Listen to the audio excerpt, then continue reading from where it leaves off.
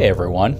So as you probably guessed, I get a lot of messages from subscribers and just people wanting to know different things about towing, travel trailers, RVs, fifth wheels, trucks, and accessories, especially the ones that I tend to review.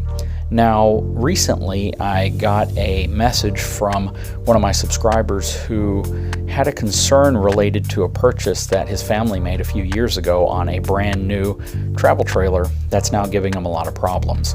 He sent me a letter with a laundry list of issues that they've had spread out over several months and into a few years with this specific travel trailer. Now, the response that I gave him, I hoped it was what he wanted, but I don't necessarily think it was. The main reason why is many of the issues that he had were related to how the trailer was constructed and things that the dealership really should have identified during PDI or pre-delivery inspection before the trailer was ever purchased by a consumer. That being the case, there is a lot of disconnect between what customers expect versus what dealers deliver and the things that they're going to try to push off on the manufacturer. What I mean by that is you buy your trailer from an RV dealership and they'll cover many of the problems for the first year or two, depending on what the warranty is. And any of those problems will generally require you to leave your travel trailer or RV at that dealership for an extended period of time while it's getting worked on, mainly because it's in line behind others. Now, one of the problems that occurs is dealerships and the manufacturers have their own disconnects, whereas the dealership wants to sell a product, and hopefully the product that they're trying to sell you is in good condition when it arrives from the manufacturer. But everybody knows, even the dealerships, that the manufacturers are turning out products that are, let's just say, less than sales-ready condition. Right? There are problems, mainly because the manufacturers are trying to not only turn out hundreds and hundreds of units per day, but they're also trying to turn out a lighter unit. Basically, if you notice, you see the market flooded with ultralights, hyperlights, superlight trailers. And the whole reason for that is the RV industry wants somebody to go into an RV dealership with whatever vehicle that they currently have and leave with an RV.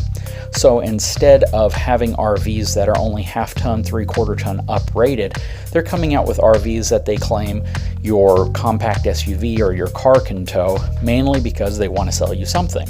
So you would think that the process of doing this would involve using lighter weight materials, but that's not necessarily the case. What they're doing is they're doing a combination of lighter weight materials plus less materials. So they're not using as much sealant, they don't use as many nails, they don't use as many screws, they use smaller screws, they use less resilient sealants and compounds that just don't hold up very well over time. So what you end up buying is a product that you probably get at a pretty reasonable price in most cases, and you end up leaving with it behind a vehicle that you might not have even thought could have towed an RV. And what you end up finding is over the period of the next couple of years, components start to fail. Things start to go wrong. Screws start to back themselves out or get stripped out or just pull out of the wood. The seals on top, you realize that they didn't use enough material or they didn't put it in the right spots, mainly because of how quickly they're trying to turn these units out. And that's exactly what this subscriber is going through. That the lap sealant around the top connections, around vents, around things like that on the roof definitely weren't applied properly, so he's getting water inside of the RV.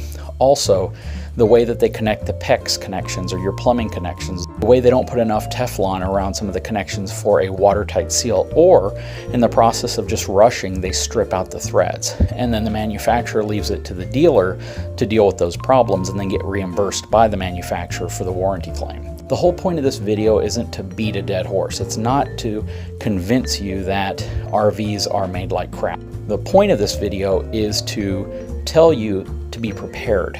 So when I did my recent video a couple months ago on the things that we store in our fifth wheel and my truck just in case of an emergency, well, it doesn't even have to necessarily be an emergency to have that stuff handy. I got a lot of comments and feedback from people saying, how can you enjoy a camping trip if you have all that stuff that you have to worry about? But the reality is, it helps me not worry about problems because I know I can fix them while we're out camping. I know that if there is some type of an incident, whether it's minor or major, I at least have the tools I need to do a repair on site, as opposed to it becoming a headache in the back of my mind, wondering if we should cancel the trip, if it's going to cause big problems if it rains, or if it's just something that's going to be catastrophic like a slide failure. And I tell you guys this because to own a current RV, or any RV in general, you need to be somewhat mechanically inclined. You should have enough equipment with you to do basic repairs, right? You should have a plastic bin with lap sealant, with Dicor tape, with WD-40, different lubricants, tape, extra screws and bolts and different fasteners that you may need, as well as tools, right? Some wrenches, needle nose pliers, scissors, hammer, nails, things like that. You need to have this stuff with you because if you start noticing something going wrong, you should be able to fix it if it's something you're capable of fixing on site. I would much rather have everything I need to do a repair, even if that repair might take a couple of hours, rather than cancel an entire trip. That being said, I do understand that manufacturers aren't turning out as high a quality a product as they should, mainly because the pressure on the employees under some pretty extreme work conditions is to turn out units, sell the units,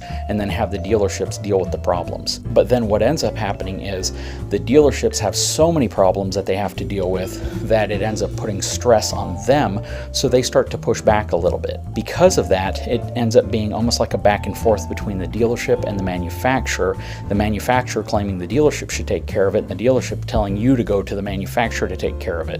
At the end of the day, my opinion is that the dealership should make it right. You're buying it from them. They're the ones, in my opinion, that are responsible for making it right. Then it's their responsibility to work with the manufacturer to try to get any type of reimbursement for it or to make it right with them.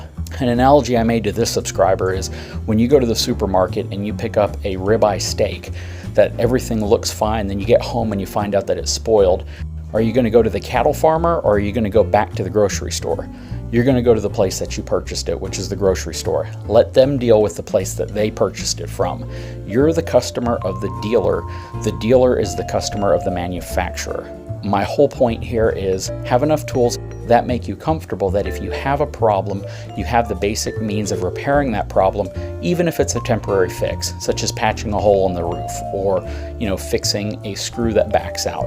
I always recommend carrying a set of the 12-volt power screwdriver and impact drivers. They're super cheap. You can get them just about everywhere now. I believe Home Depot had a set on sale where you get a Milwaukee impact driver and screw two-tool combo with 2 batteries and a charger for $100. And having that on board with you can be priceless when you have some type of a crisis that requires a tool like that. Anyways, guys, I hope this has been informative. I know it's not going to be what a lot of people want to hear. However, I think it makes sense to be prepared. At the same time, understand who's responsible for fixing problems and who you should really be focusing your attention on when a problem occurs. I hope you enjoy this video. If you do, please give me a thumbs up and subscribe to my channel. Thanks, everyone.